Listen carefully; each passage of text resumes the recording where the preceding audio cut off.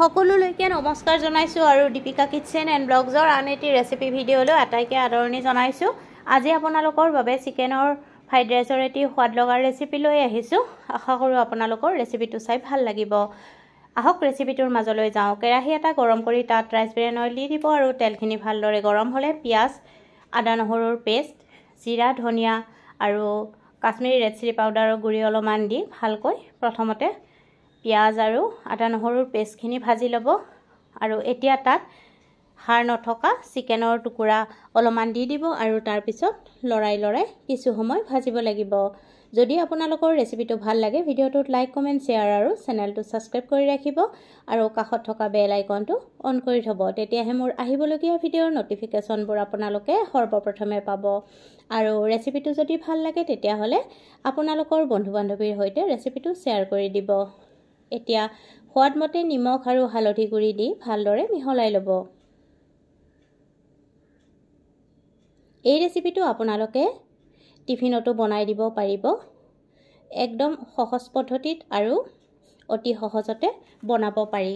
এতিয়া কাটি লোৱা লেচেৰা মাহ আৰু গাজৰ অলপমান দি দিব। আপোনালোকৰ তাত যি ভেজিটেবল থাকে তাকেই ব্যৱহাৰ কৰিব আৰু আপোনালোকৰ ল'ৰা-ছোৱালীয়ে যি ভেজিটেবল খাই ভাল পায় তাকেই দি দিব আৰু তাৰপিছত ধুনীয়াকৈ টিফিনত বনাই দিব পাৰিব। ভালদৰে লৰাই ভাজিব লাগিব। এতিয়া তাত আগতে বনাই ৰখা ভাত এবাটি দি দিব আৰু দি ভালদৰে মিহলাই ল'ব।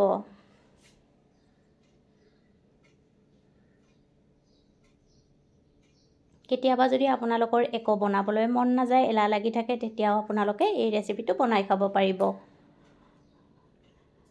ভালকৈ লৰাই কিছু সময় ভাজিব লাগিব আৰু নমোৱাৰ আগে তাত গৰম মছলা গুড়ি অলপমান দি ভালকৈ মিহলাই ল'ব।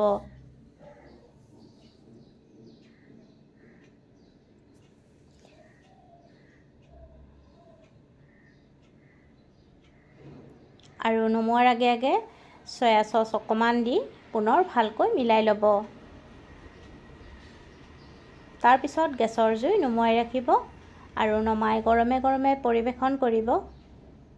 একেবাৰে সহজ হয়, এবাৰ নিশ্চয় ট্ৰাই কৰি চাবচোন এই চিকেন ফ্ৰাইড ৰাইচৰ ৰেচিপিটো। এয়া ৰেডি হৈ গ'ল আৰু গেছৰ জুই নুমুৱাই গৰমে পৰিৱেশন কৰিব।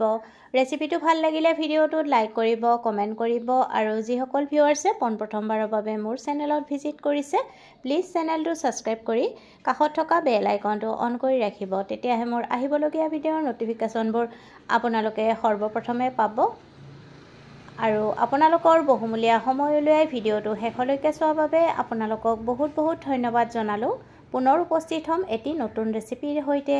আজিলৈ আহিলোঁ। ভিডিঅ'টো শেষলৈকে চোৱাৰ বাবে অশেষ ধন্যবাদ জনালোঁ।